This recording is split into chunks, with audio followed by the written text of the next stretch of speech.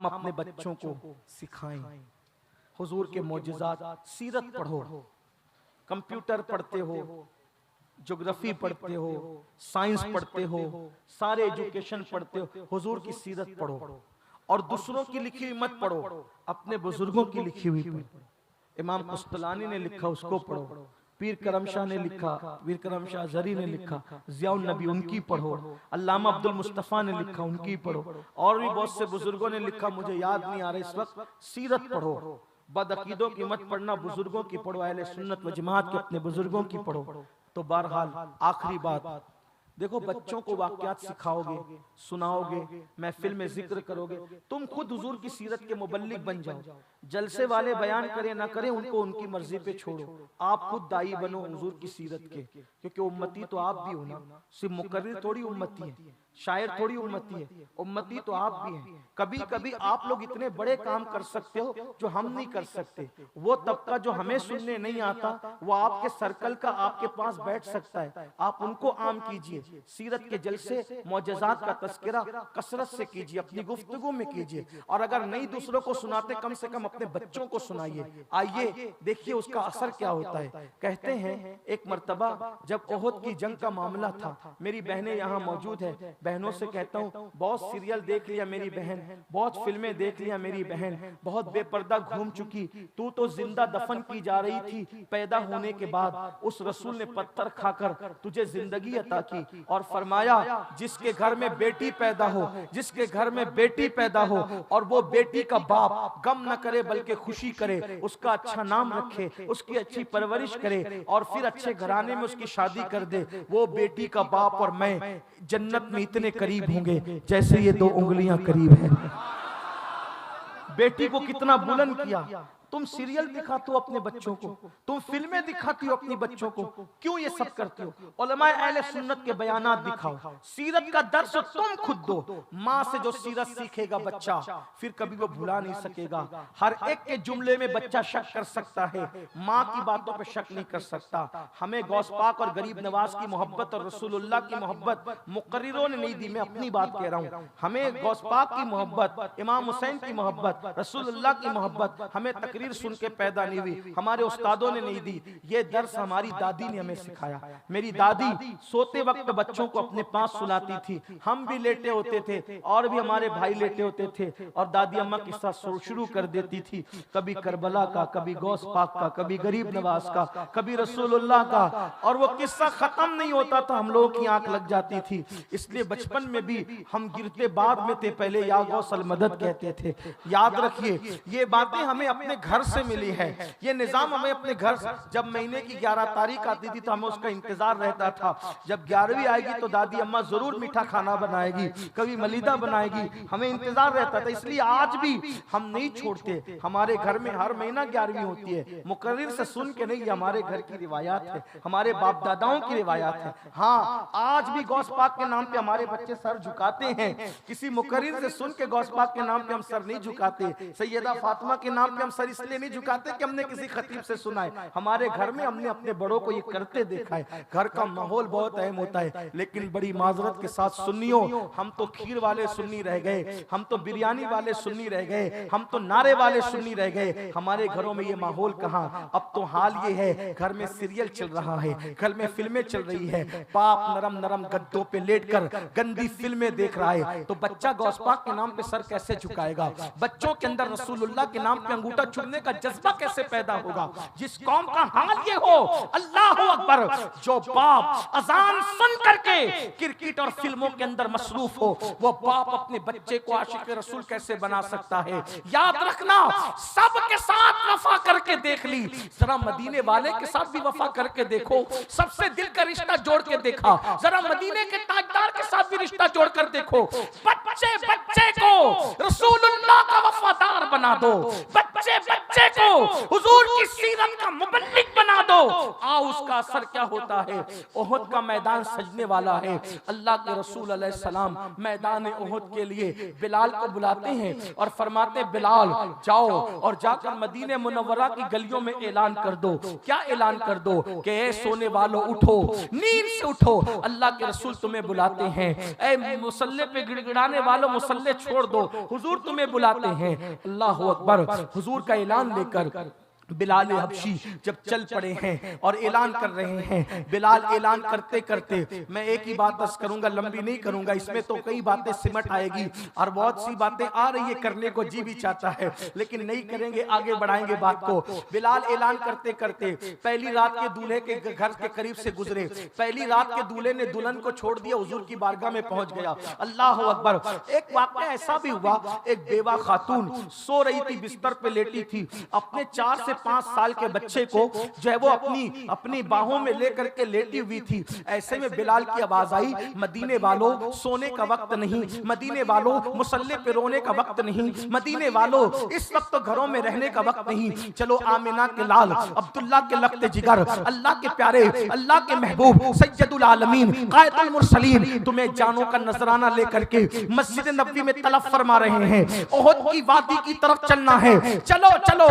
दुनिया ने मंजर देखा, पुश्ते जमीन गवाह है, चश्मे फलक गवाह है। पहली रात का दूल्हा दुल्हन छोड़कर चला जा रहा है। क्या वो आशिक थे, कैसे वो लोग थे, ईमान। अल्लाह अकबर। हलावत पाता ये वाकयात सुनकर। जानते हैं मौलिकों ने लिखा है, जब पहली रात का दूल्हा अपनी दुल्हन को छोड़ करके जा रहा था तो दुल्हन ने उसका दामन पकड़ करके कहा था, तेरे लिए बचपन की सहेलियां छोड़ी, तेरे लिए बाबल का घर छोड़ा, तेरे लिए अपना सब कुछ छोड़ा, अपने माँ बाप छोड़े, अब तू मुझे छोड़कर कहां जा रहा है।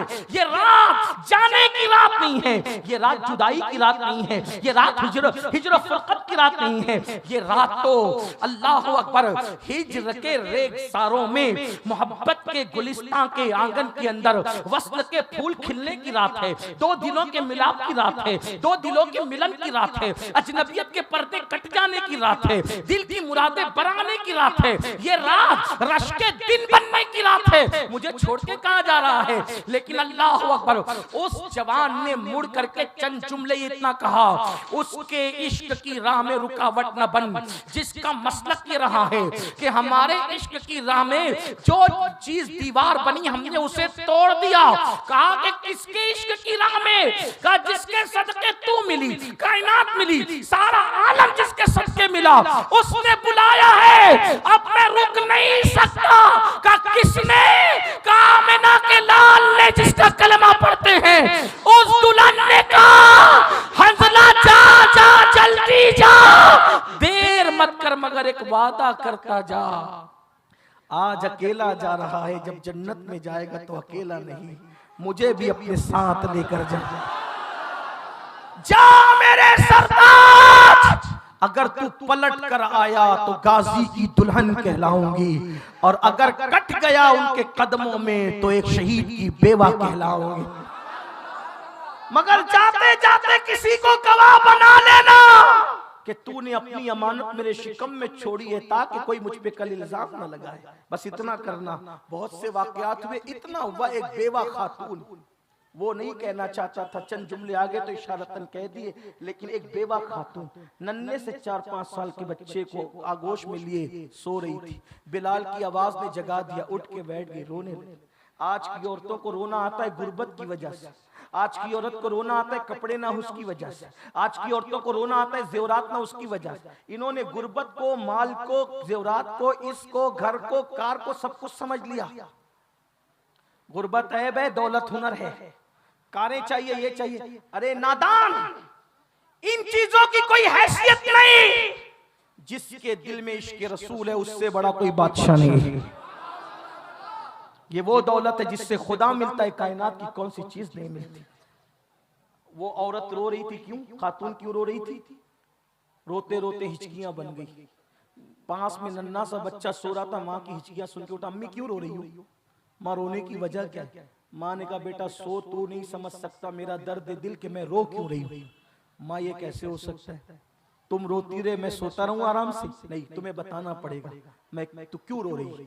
मेरे बेटे इसलिए रो रही हूं कि बिलाल ने ऐलान किया, क्या हुजूर जंग पे जा रहे हैं, मुजाहिदों की जरूरत है, मेरा कोई जवान बेटा नहीं, मेरे राजा मेरे लाल, मेरा कोई जवान बेटा नहीं कि ले जाके हुजूर के कदमों पे कुर्बान करूं, इसलिए रो रही हूं। अगर घर में कोई जवान होता तो मैं भी हुजूर के कदमों पे कुर्बान करता। अब माँ की तरबियत, 4-5 साल का बच्चा होता ही क्या है, उसकी सोच ही कितनी होती। 4-5 साल के बच्चों को तो चॉकलेट चाहिए, गिल्ली डंडा चाहिए, ये चाहिए वो चाहिए, अरब के बच्चों को मोबाइल चाहिए, लेकिन वो नन्ना सा बच्चा माँ की तरबियत का नतीजा। माँ जवान बेटा नहीं है तो क्या हुआ, मैं तो हूं ना, मुझे लेके चल माँ, मैं हुजूर के कदमों पे कुर्बान हो जाऊंगा। माँ की आंखें चमक गई, माँ ने हाथ पकड़ा, लेकर चली मस्जिद नबवी के दरवाजे पे, पर्दे करके खड़ी हो गई। सरकार ने कहा बिलाल कोई खातून नजर आती है? जी या रसूलुल्लाह। पूछो क्यों आई है? बिलाल गए, औरतों का क्या काम है यहाँ, जाओ बीबी घर जाओ, रात का वक्त है घर जाओ। बिलाल इतनी जल्दी भूल गए, तुम ही तो ऐलान कर रहे थे बुलाने के लिए। कहा मर्दों को बुलाया बीबी, औरतों को नहीं, आप हुजूर को बुला दे मुझे। सरकार से इसकी हुजूर कोई बीबी मिलना चाहती है। सरकार आए, क्या बात है बीबी? सरकार से इसकी आका। बिलाल ने कहा हुजूर किसी जवान को चाहते हैं, मेरा शौहर बद्र में शहीद हो गए, मेरा कोई जवान बेटा नहीं, हुजूर मेरे पास कोई जवान अमानत होती तो पेश कर देती आका, आपकी बात खाली ना जाए, ये बच्चा लाई हूं कबूल कर लीजिए, बच्चा लाई हूं कबूल कर लीजिए। आका ने सर पे हाथ रखा बच्चे के, अल्लाह इसकी उम्र दराज करे। बीवी तेरा जज्बा अच्छा है, अल्लाह तुझे जज़ाए खैर दे। हक को बातिल की जंग कयामत तक होती रहेगी, जवान कर परवरिश कर, फिर हक को बातिल में टकराव होगा तो तेरा बच्चा काम आएगा। ये तलवार नहीं उठा सकता बीबी, ये जंग नहीं कर सकता बीबी, ये हथियार नहीं उठा सकता बीबी, ले जा, बड़ा होगा तब काम आएगा। माँ ने कहा अच्छा हुजूर मैं चलती हूँ। बच्चे ने माँ का हाथ पकड़ा था, छोड़ दिया, माँ का हाथ छोड़ा, माँ रुक गई, हुजूर उसकी तरफ देख रहे थे। अब वो बच्चा क्या कहता है सुने, माँ बाप की तरबियत का असर। कहता है या रसूल अल्लाह, मेरी माँ तो रोजाना सोते वक्त तो मुझे ये तालीम देती है कि रसूलुल्लाह की चौखट वो चौखट है, हुजूर का दरबार वो दरबार है कि जो भी जाता है कभी खाली हाथ वापस नहीं आता। आका जब आपकी चौखट से कोई खाली नहीं जाता, मैं कैसे खाली जा सकता हूँ आका, मैं खाली नहीं जाऊंगा। हुजूर न मैं हथियार उठा सकता हूँ, न तलवार उठा सकता हूँ, न भाला उठा सकता हूँ, न नेजा उठा सकता हूँ, लेकिन आका जब जंग के गुबार में आपकी नालैन पर धूल आएगी, वो धूल में अपने सीने पर लाकर ले करके आपकी नालैन को धूल से बचा तो सकता हूँ या रसूलल्लाह, मुझे कबूल फरमाना। ये जज्बात थे बच्चों के अंदर, ये एहसासात थे। क्यों? घरों का माहौल ऐसा था। याद रखिए सिर्फ जज्बाती नारे मसाइल का हल नहीं है, जज्बाती नारे मसाइल का हल नहीं, जज्बाती गुफ्तगू मसाइल का हल नहीं है, हंगामा आराई मसाइल का हल नहीं है। एक मजबूत प्लान के तहत काम करो, और वो ये हुजूर की खूब तारीफ करो, हुजूर के दर्स सीरत को आम करो, बच्चे बच्चे को आशिक रसूल बना दो, ये आपके हाथ में है। बच्चों पर बहुत असर पड़ता है। सैयद सुलेमान जज़ोली रहमतुल्लाह अलैह दलाइलुल खैरात लिखी मकबूल किताब, क्या तहरीक बनी, क्या वजह बनी। एक छोटी सी बच्ची, नमाज का वक्त है, पानी ढूंढ रहे हैं, पानी नहीं मिलता, पानी मिला तो कुआं था, निकालने के लिए कोई डोल बर्तन नहीं था। नन्ही सी बच्ची आई, क्या बात है चचा, बेटी असर का वक्त जा रहा है, पानी नहीं है, कुआं है लेकिन बर्तन नहीं है। बच्ची ने आंख बंद की, कुछ पड़ा, कुएं में थूक दिया, कुएं का पानी उभर करके ऊपर आ गया। उन्होंने वुजू किया, कहा कि बच्ची रुकना जाना नहीं, नमाज पढ़ी। कहा बेटी तू तो बड़ी मारिफत वाली मालूम होती, पहुंची हुई मालूम होती है, तेरे थूक से कुआं भर गया, पानी इतना निकल आया। कहा बाबा मैं कोई पहुंची हुई मारिफत वाली नहीं। कहा फिर तूने क्या पढ़ा था? कहा मेरी माँ मुझे बस इतना बताती थी कि हुजूर जब सूखे कुएं में लुआब डाल देते थे तो सूखा कुआं पानी से लबालब हो जाता था, खारी कुएं में लुआब डालते थे तो मीठा हो जाता था। तो मैंने सोचा जिसके लुआब से पानी जो है वो कुएं में, सूखे कुएं में आकर के भर जाता था, चलो उसका नाम ही ले लूं। तो मैंने दुरूद पढ़ दिया, नामे मोहम्मद पढ़ दिया, और नामे मोहम्मद पढ़ के वही लुआब कुएं में डाल दिया। नामे मोहम्मद की बरकत से कुआं भर गया। सैयद सुलेमान जज़ोली जैसे आशिक रसूल मुहद्दिस कहते, वो लड़की का ये अमल मुझे दलाइलुल खैरात लिखने पर उभार गया। मैंने फैसला किया कि मैं दुरूद पर किताब लिखूंगा। आज तक वो किताब पढ़ रहे, बड़े बड़े वली पढ़ते हैं, बड़े बड़े अख्ताब और अब्दाल पढ़ते हैं। हमारे सिलसिलों के अंदर मुरीदों को तलकीन की जाती है, अगर अल्लाह तक पहुंचना है तो दलाइलुल खैरात को जो है वो वजीफा बना लो। ये तरीका, ये हालात है, बच्चे वो काम करते हैं। इसलिए मेरी गुजारिश है, हुजूर के इश्क को आम करो। हुजूर हैं ही ऐसे, जिंदगी भर बोलते रहेंगे, लिखते रहेंगे, कलम खत्म हो जाएंगे, हाथ शल हो जाएंगे, जमीन और आसमान सब भर जाएंगे, दरख्त के पत्ते भर जाएंगे, लेकिन उनके औसाफ का एक बाप भी पूरा ना हो सकेगा। इसीलिए मेरे इमाम कहते हैं, कह लेगी सब कुछ उनके, सना खां की खामोशी, चुप हो रहा ये कह के, मैं क्या क्या कहूँ तुझे, लेकिन रजा ने खत्म सुखत इस पे कर दिया, खालिक का बंदा खल्क का आका कहूँ तुझे। गुफ्तगू के दरमियान कोई गलती हो तो अल्लाह माफ फरमाए। अस्तगफिरुल्लाह रब्बी मिन कुल्ली ज़ंबिन व अतूबु इलैहि व मा अलैना इल्लल बलाग। अस्सलामु अलैकुम व रहमतुल्लाहि व बरकातुहू।